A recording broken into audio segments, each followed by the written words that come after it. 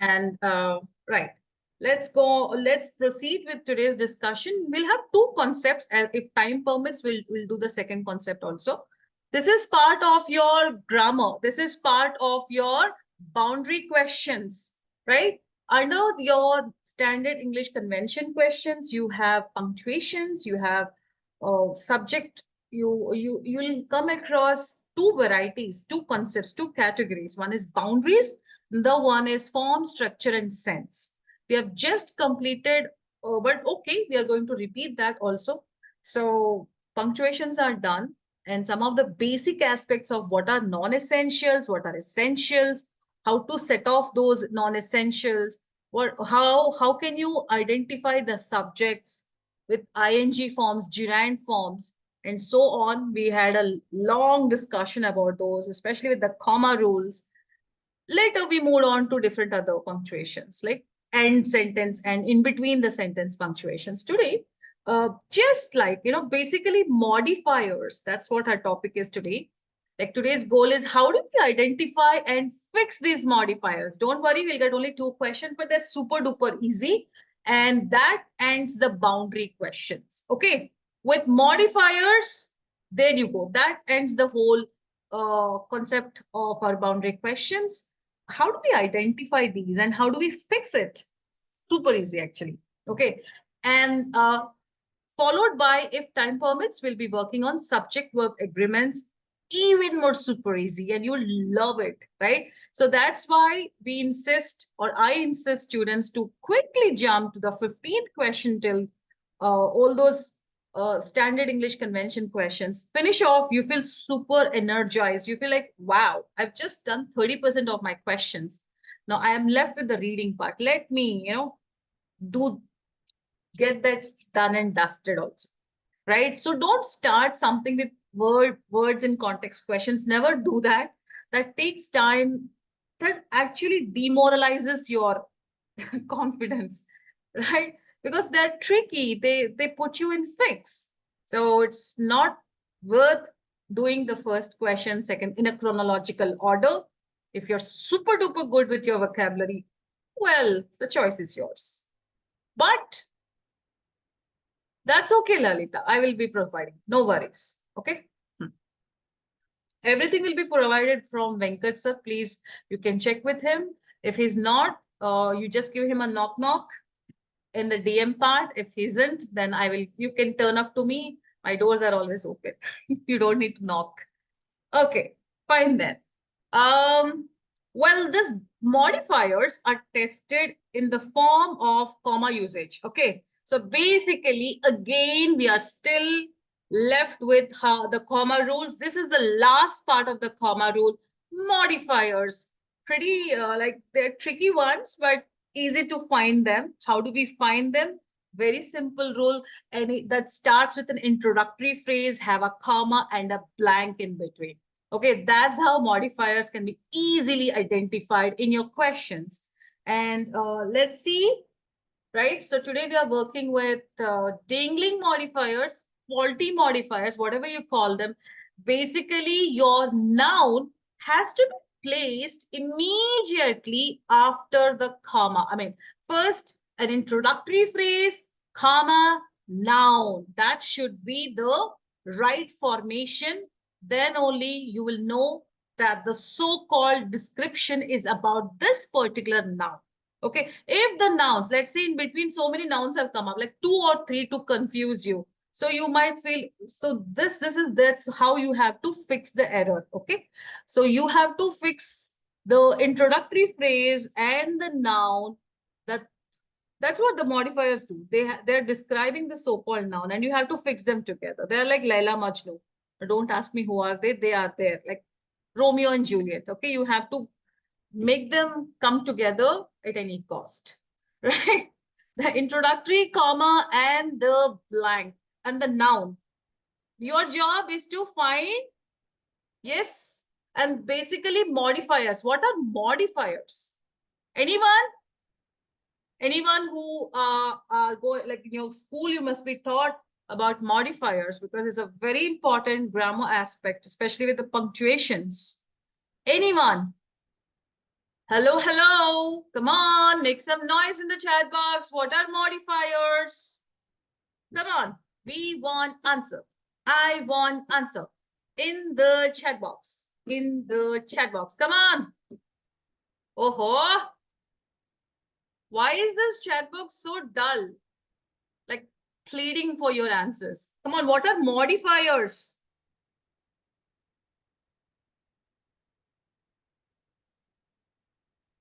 Oh, check your notes. You must be having your school notes, right? Modifiers. So basically modifiers, achha, let me see.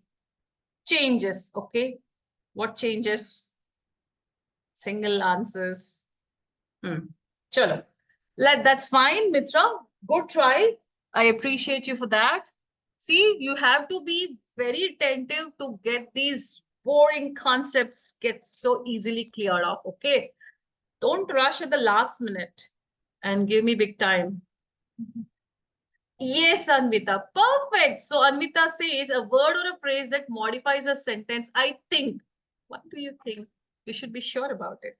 All right, let's see what the definition speaks. So here you go. Modifiers are words, phrases, or clauses used to describe something in a sentence. What did I tell you?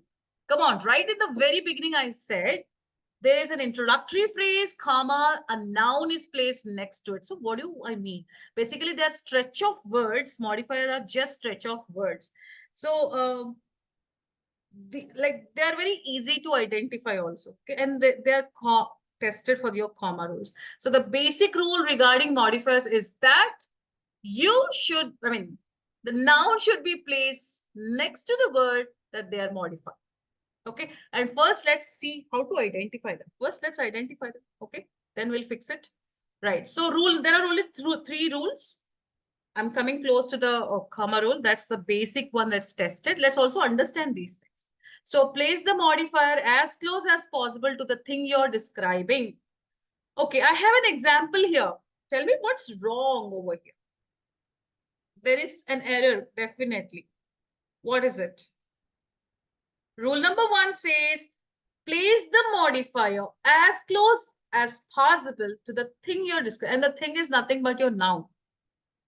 So, what are we describing here? I dig what? I dig holes. And in between, 4 tomato seeds that are 6 inches deep. Huh? Seriously? Come on. Find the error here and fix it.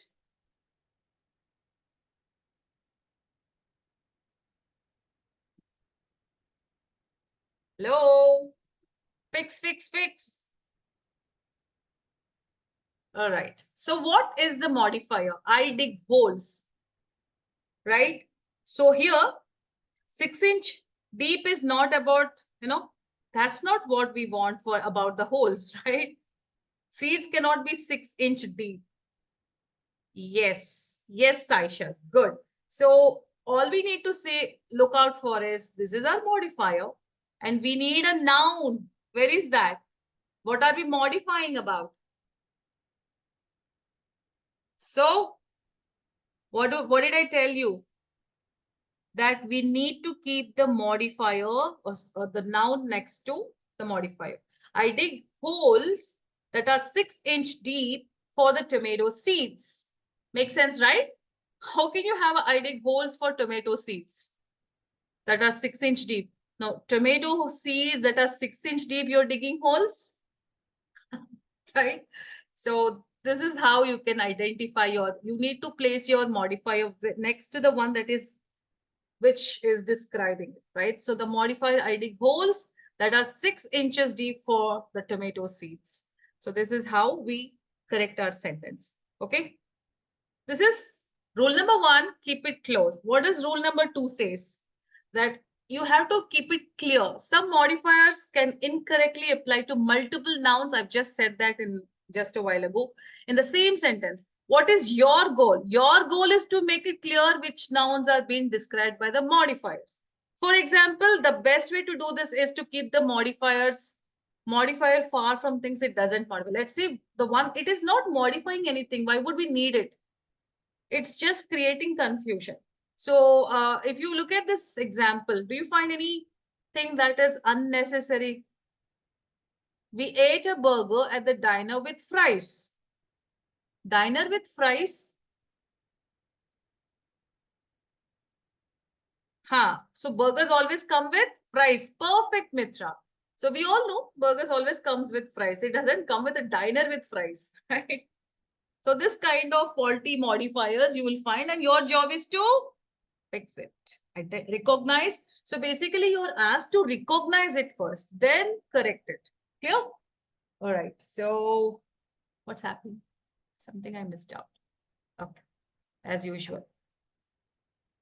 Chalo. So this is with keep it clear, keep it close, and then here comes another one. We talk with the leather seats about a car. We are not talking about the leather seats. We are supposed to talk about the car that has leather seats. So these kind of errors, you need to fix it. Yes, the standard SAT rule with the commas, okay, the most awaited one. Only 1 or 2 questions will be asked with the commas, okay. So, I mean, with the modifiers. So when a modifier begins, as I told you, with an introductory phrase, it has to end with a comma, right? And the noun it modifies must be placed directly after the comma. Well, we were talking about it, the same thing. The most common dangling modifier questions, the noun being described should be placed right after the comma. This has been tested. Example, think about this. Thinking about the day ahead, a branch on the sidewalk tripped me. Thinking about the day ahead. So what's wrong with this? You need to place your noun next to the one which it is modifying or describing. We have a modifying. By the way, thinking about the day is a modifying clause. Okay. It's a clause. It's a piece. It's just a fragment. Thinking about the day ahead. So pay attention because these kind of questions are frequently asked.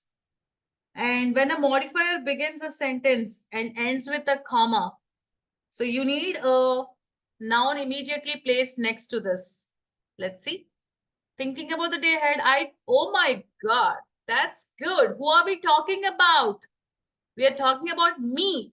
But see, common sense, thinking about me the day ahead, me, you can't say me. So you can look out for I.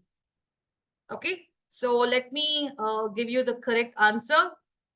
Please think about if you have any questions, ask. Okay. These are the pretty common examples. So thinking about the day I tripped on a branch on the sidewalk. It's not a branch on the sidewalk tripped me, right? It's like show me your nose. You go all the way around your head and put your finger on the nose. I just asked you, show me your nose in a straightforward manner, not take me all along all the parts of your head, right? Then show me, ma'am, this is my nose, and you do those some yoga asanas and all that. Don't do that. It's a straightforward question. Now this is an SAT based question. Okay, here on the old paper based essay, but the format is same. So I'm having some examples for our practice. Don't assume that this is how your questions will be because most of you are new to the SAT format, the digital SAT format. This is the paper based one, but the rule remains the same. No matter SAT or digital SAT, the rule is same except a few changes. Now digital SAT will not have this option. Rather, they'll give an option given. No change will not be there and no such underlining will be there. Okay. I have digital SAT questions also since the format is same. So I got this SAT questions. Now, approaching a doorway. Come on, think about this. Now, okay, we are working on 21, right? So this is, tell me, okay, a best way to identify, ma'am, how do I exactly know, even though there is a opener with introductory modifier and a comma, even look at this, there's a comma over here and the noun here. Ma'am, I still don't know. You can actually check from the option. See all the nouns, different nouns you'll find in the options given. Okay. Here's the line, here the envelope, here Teeth of the, it's of the teeth, okay? So not exactly, yeah, it's again a subject. So we have three different subjects in your options given. Anyone? Approaching a doorway. Yes.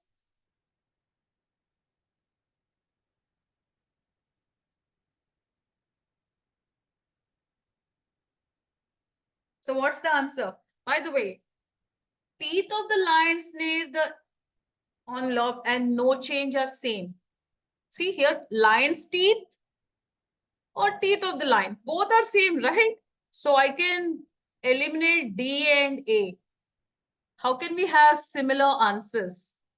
All right, good Mitra, good Army, good, good, good.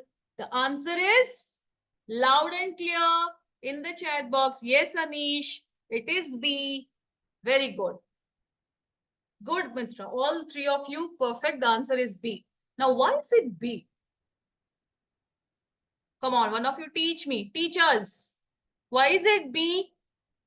Approaching a doorway in which dangles a red envelope filled with green paper money. The lion's teeth. How can lion's teeth snare the envelope?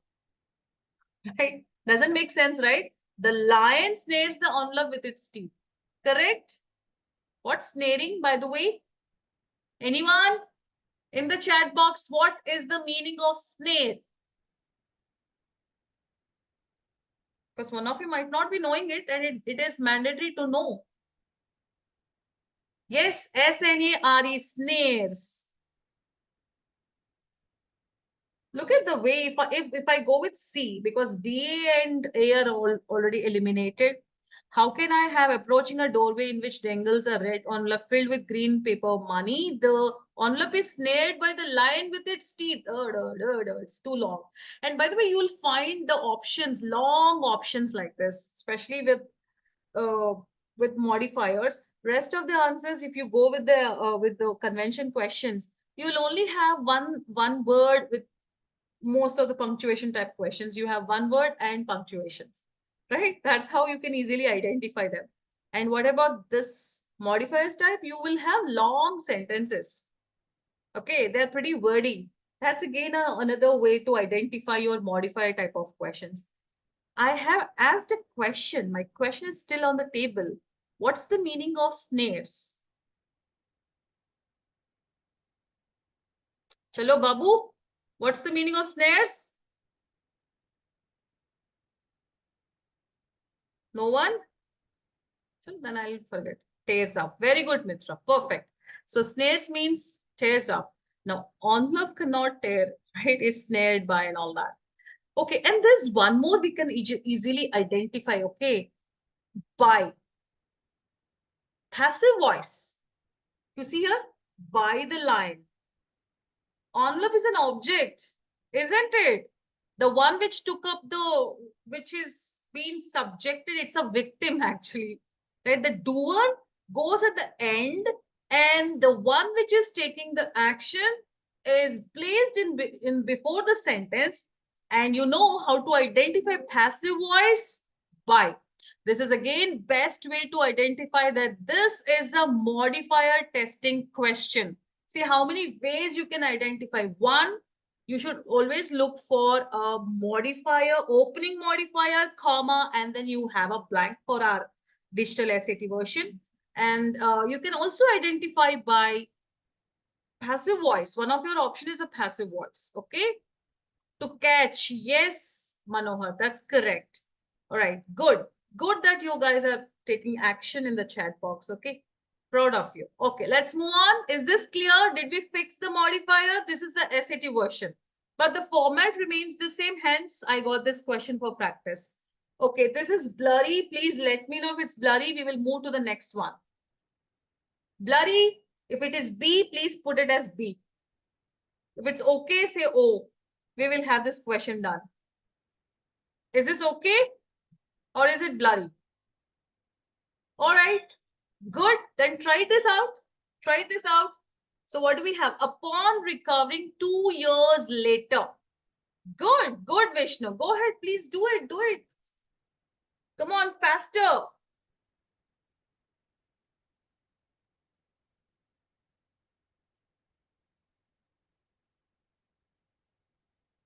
The best part of standard conventions is you do not need to read. Okay. Henry resumed his reign. Okay, good. See, again, we have different versions. The reign of Henry resumed, Henry's reign resumed. It was Henry who resumed his reign. Oh, we just need a noun. Here, why is it not C? Ma'am, you said we need a noun. Henry is a noun, but it comes with apostrophe. My dear, one more thing to recognize. Apostrophes are traps. Okay, the minute you see apostrophe, eliminate. The words were blurry. Okay, were blurry or are blurry, Yoshita? Okay, we'll try another one. Okay. Give me a sec. Give me a sec, guys. Give me a sec.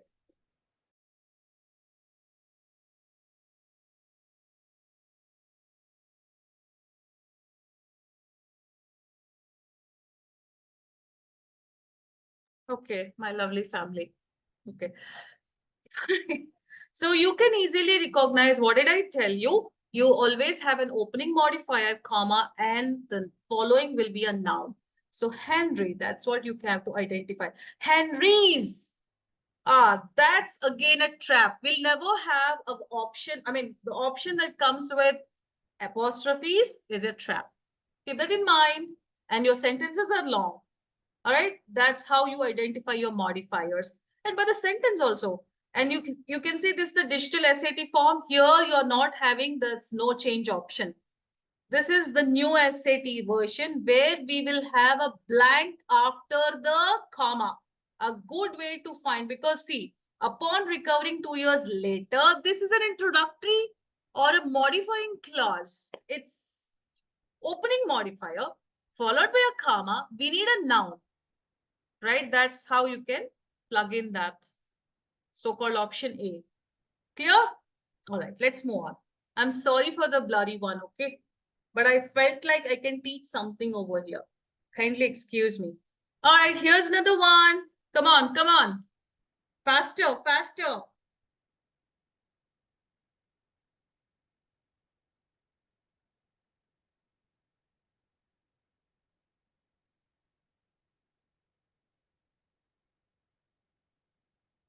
Yes, in assessing the films of Japanese director Akira blah blah blah. Okay, we have an opening modifier and we need something, something or somebody. Dash have missed his equally deep engagements with Japanese artistic tradition. Okay. So what are we looking at? Because what did I tell you? The traps. There are many critics, but that's not exactly what our noun is, right? The focus of many critics. Where is the subject? We need a noun. Huh. So the focus is your verb, right? Next, many critics. Perfect. Let me see. Yes. What was the last answer, Anish? What was the last answer? A. The last answer was A. Henry. All right. So 22 here, our answer here is many critics. We are talking about the subject directly. The noun should be placed next to the comma. Many critics have focused, right? Cool. Good. I hope you're catching up with the flow. The more you practice, the better you become. Sometimes easy ones are the most tricky ones. Okay, there you go. Now from here, you will find all the questions more easy on your eyes. I'm sorry.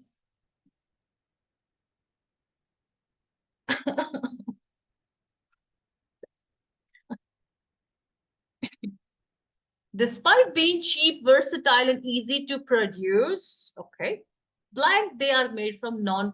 Who are we talking about, huh? Who are we talking about? There are two problems associated with commercial plastic. Definitely, I find something over here. As I read the first option, I'm not, despite being cheap, versatile, and easy to produce. So what are we talking about? Problems or commercial plastics? Yes. Yes. What are we talking about?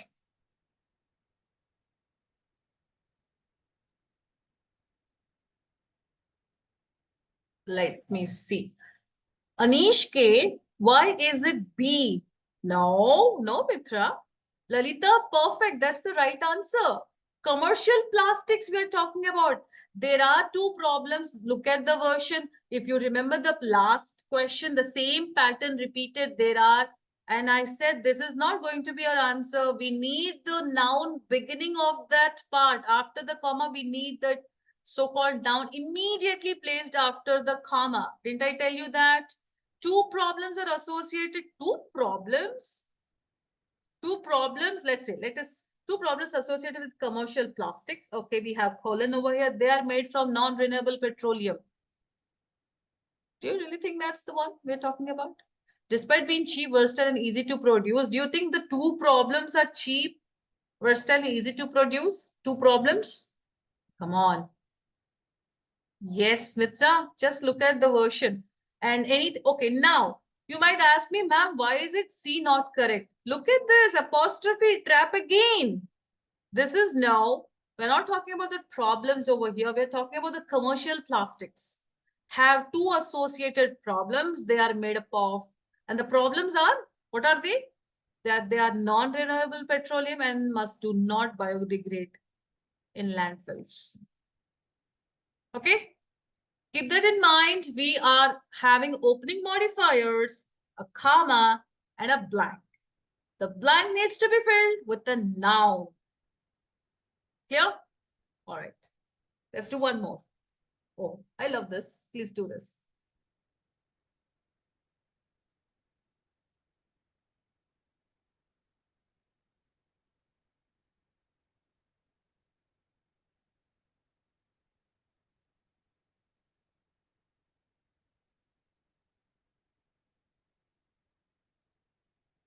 Okay. Let's see. So because it runs through a channel with concrete banks, what did I tell you? We need a subject. I mean, we need a noun. So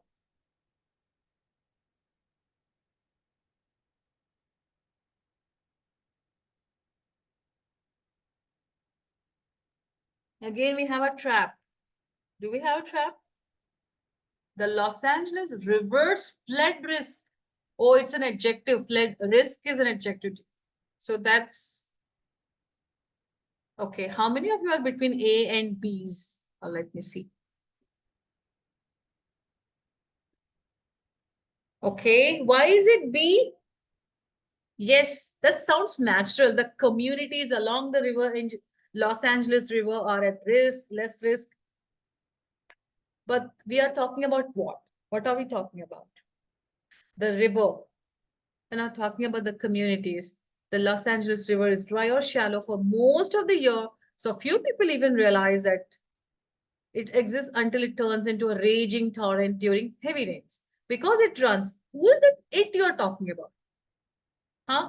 Because it runs through a channel with concrete banks, the Los Angeles River poses less of a flood risk during storms for communities along its course. We're talking about the river, not the communities. Okay, so answer is A. Correct. Runs through the channel is the river. We're talking about who is our hero here? Who is our hero? The river or heroine. So how can you plug in B? We're not talking about the communities. Clear? As just keep in mind, look at the previous sentence. Who are we talking about? Just plug in, look for the options. If the same subject is still there waiting for you to choose, that's going to be your answer. Okay. Now, that's all with the modifiers. You'll be getting a lot of questions for the practice sheets. So those who are familiar with the process, that I'll be sharing links for Google Doc, and then, yeah, you will be answering it.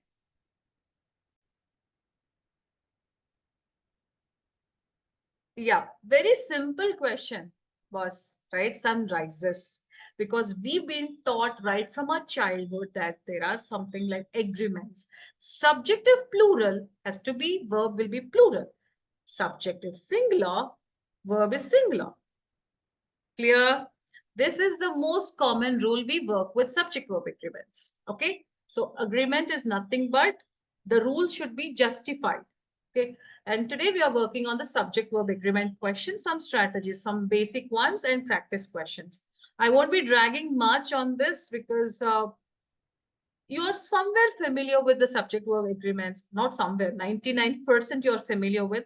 If you aren't, we'll go through that portion of that. And then how do we identify that these they are testing your subject verb agreement? The best thing to look out is options. Your options will show you es and singular verbs and plural verbs. Okay. Looking at that, you can immediately identify that whether this is testing my subject verb agreements or is it testing my verb conjugations or verb tenses.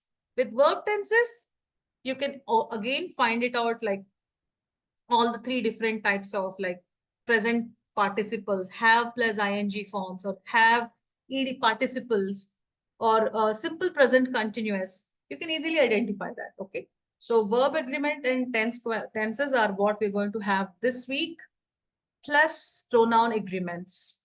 With that, we'll have a closing ceremony of all the grammar aspect. Then we'll go back to our rhetoricals and the note taking. Okay, that's left out from your reading part, right? So simple, as I said, agreement answers the question singulars or plurals. You have to justify only that. But what's the point? I already know singulars means we need a singular verbs. Well, my dear, if that was if this easy it would be, then it won't be SAT, right? So you'll have distractors in between naturally. Like I said, between Leila and Majnu, between Romeo and Juliet, there's always some trouble, some turbulences, right? Your job is to always look out for the best part of, yes, where is the subject? Find out its verb. If your subject you identified is singular, you will always look out for your verb that has to be yes in according to the subject. That's why we call it as subject verb agreement. All right. Now, what is a subject? Pretty common, a very basic question. The one who is doing the action, the doer is known as a subject. Okay.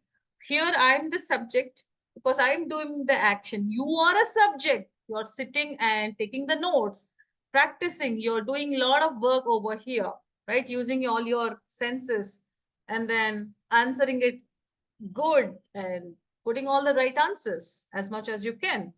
So that's why you are all the subjects. The action that you're doing is to be followed. So what action you have to justify I do, you do, we do, he does, she does, it does, or any name like Sudha does. Okay, you have to look at that balance part, singulars and plurals. That's it.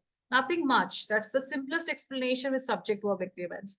Like I was talking about this, the feathers of the black-backed woodpecker has. Achha, what's wrong with this? I find everything correct. No, you missed out on this. What happens with most of the time is if you're not aware of the options, read the options first to identify whether this is asking you subject verb agreements or verb tenses. So I've seen most of the students making the stupidest error. They are looking for this part. Okay, they are looking for verb tenses. But the question here is asking about the subject verb agreements, right? So don't do those silly mistakes. You're the smartest kids and smartest kids make most the silliest mistakes. I've seen this. Hundreds of kids doing that. All right. So what's wrong with this? Can we have corrections? Very basic question. I mean, sentence. What did I tell you? This is plural. This is. So plural subjects need. What does it need? Singular nouns or singular verbs? Plurals. So has, is it plural? No. So we need a have. So you will be we will be correcting this. Clear? All right, let's quickly move on. And you'll be really enjoying the subject verb agreement questions. Trust me, I love this. Now you will also love it. Chalo, try this out.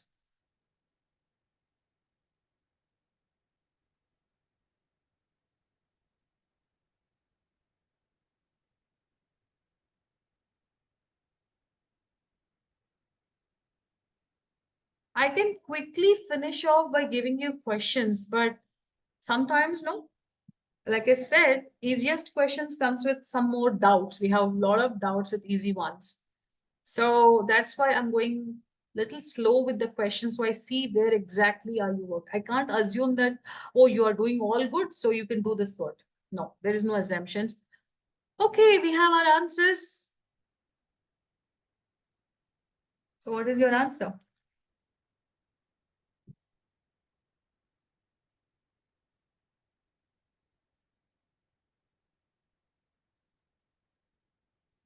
Okay. Some contemporary artists seek inspiration in historical as well as current events. For example, works of California-based. Okay. So A, is it correct? Who are we talking about? For example, works of California, works.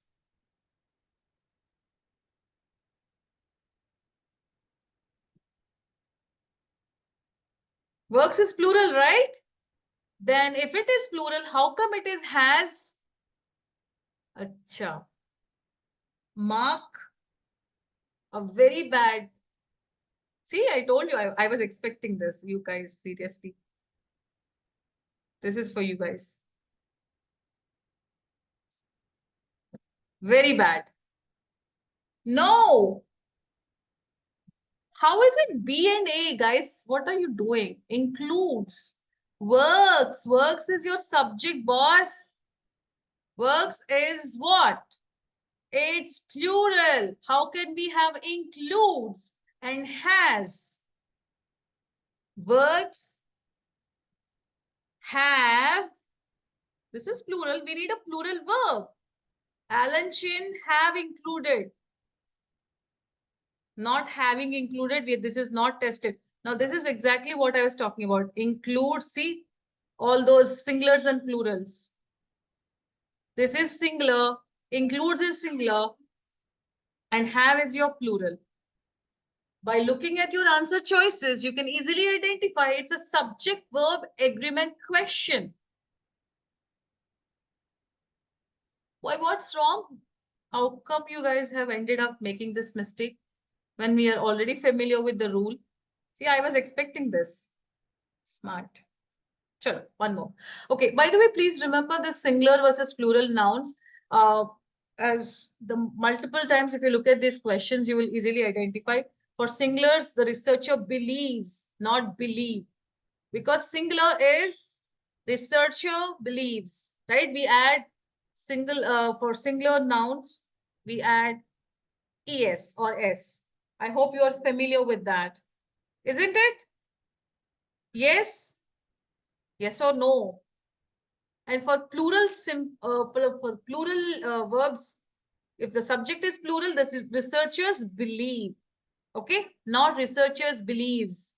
I believe you guys are familiar with these rules, right? Okay. Then we have plural compound sentences that researcher and her team believe. This is the right one because the next part, the second part after and will take the team is singular. Okay. The researcher and her team believes no. Assuming that there are two things here, no. Team is one. It's a collective noun. Singular. With irregular verbs also, be careful. With presents, it is. And if it has to be to have verb, it is has. Plurals, it is are and have. For past, it is wasn't, had, or weren't, had. Tested. These are tested actually. So you should be familiar with this. Now, like I said, there are some distractors that come in between and create that traps. If you can look at the incorrect answer, green tea is your subject. Now, where is its corresponding verb? How do I find it?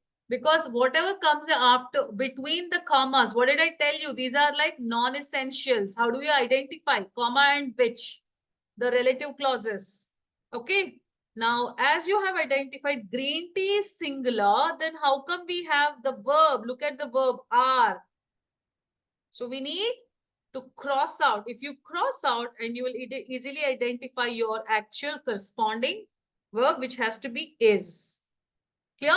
Best example. I believe this is how we cross out non-essentials and find out its corresponding verbs, subject verb agreements. Move on. Let's move on to the next part. What is that one distractor or that one disagreement part of question, where you will find this is another disagreements.